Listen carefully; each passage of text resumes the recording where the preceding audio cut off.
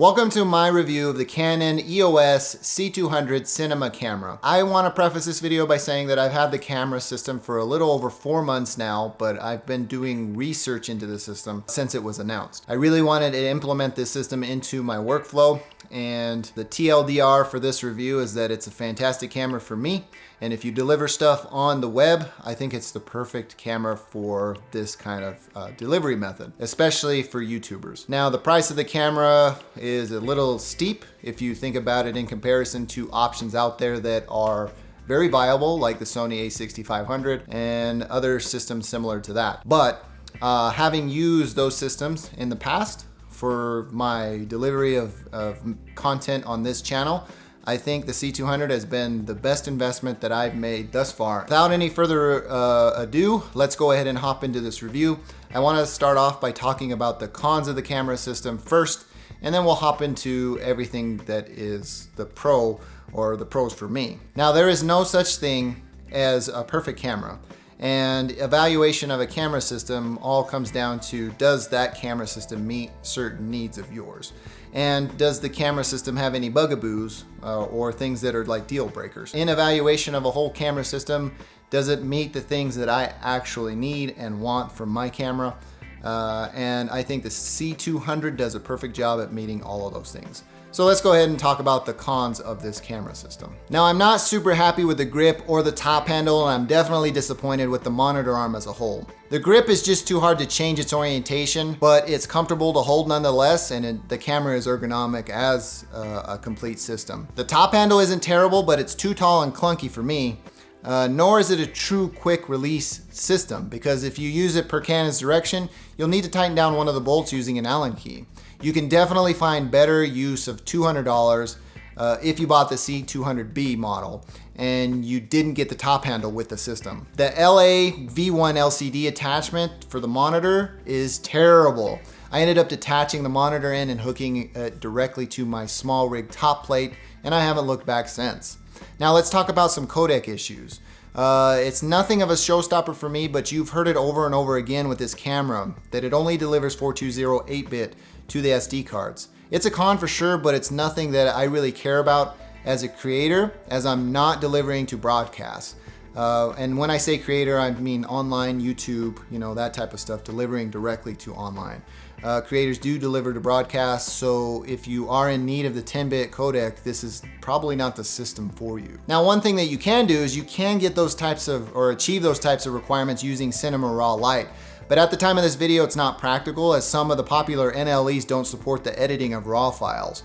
One thing that bothers me quite a bit is that there is no way to shoot in at least one different bitrate.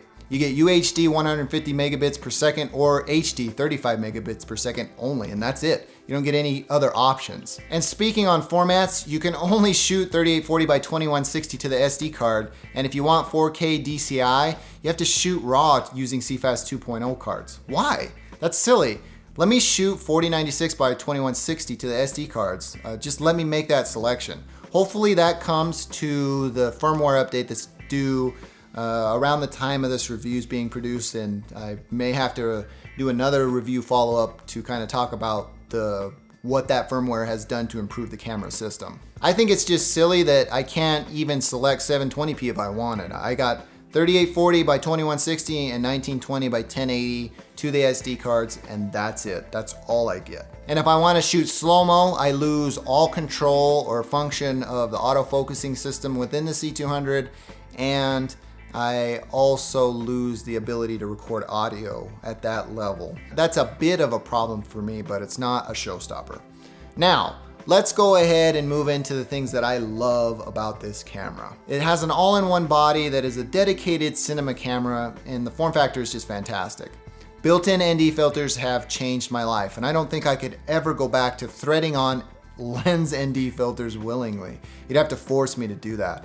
It's just fantastic to be able to go and just flip into 2 stops, 4 stops, 6 stops, and then if I turn on the extended ND, I can go 8 and 10 stops. So it's been phenomenal. It's just been such a pleasant experience that like I said, I cannot go back to using threaded on lens ND filters. It being an all-in-one solution, I love having everything available to me from the preamps, the power of the 2 XLR inputs, line in and onboard mic, so you get all kinds of lines of audio, all of which that can be recorded at the same time, giving you a plethora of audio backups and scratch audio to use in your projects. The C200 is ergonomically sound, relatively lightweight, and comfortable to use. Now let's talk about focusing. The dual pixel autofocus in this system and its features are game changers for me. Being a one-man show, I can literally set up talking head segments like this to face only autofocusing, and I never have to worry about checking if I'm in focus or not.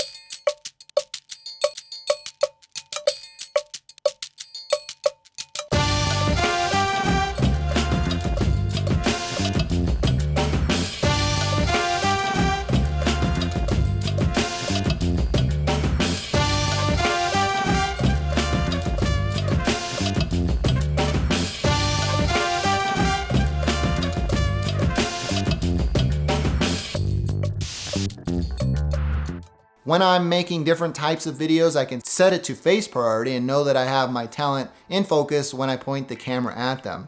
And when I adjust, I know the object that I'm pointing at will be in focus, allowing me to switch between people and objects easily. And finally, object tracking, which is amazing, especially when I put the C200 on a slider and want to track a parallax shot. It just makes my life super easy. All of which that it can be powered through a touch display too if I wanted. Focus Assist is something I've grown to love. When I'm not using the autofocus capabilities of the C200, it guides me to using Focus Assist that shows indicators of critical focus. It also gives me the option to add a second point that I can pull focus manually with no problem at all. How's the power in this camera system?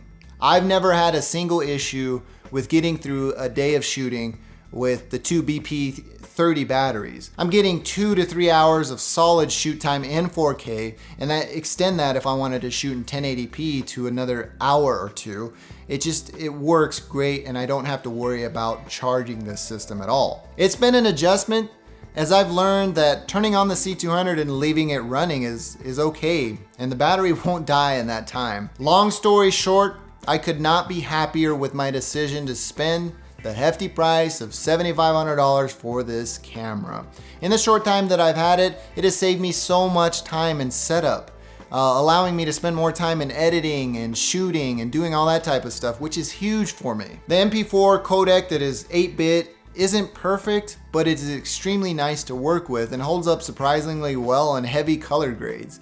You can really push the MP4 quite far. NLE support for Cinema Raw Lite has been a giant disappointment, as I'm still not able to edit raw data from CRM files directly in Final Cut Pro 10, and I'm not even allowed to open CRM files in Premiere Pro because it still doesn't support it at all. Adobe Premiere Pro has still not released any type of support as of the filming of this review. That's not the fault of the camera, but it's something you need to be aware of and consider if you're looking at bringing this camera into your workflow, because the RAW is probably what you want. Ultimately, I'm still very new to this camera system, and I'm eagerly looking forward to learning more about it. And I see it holding up well in the years to come as I continue to practice and shoot more. I mean, it's just a fantastic camera system. And when Adobe brings support to editing CRM files, the actual raw data, and making adjustments to it, I only see this camera pushing me further into the world of cinematography and videography.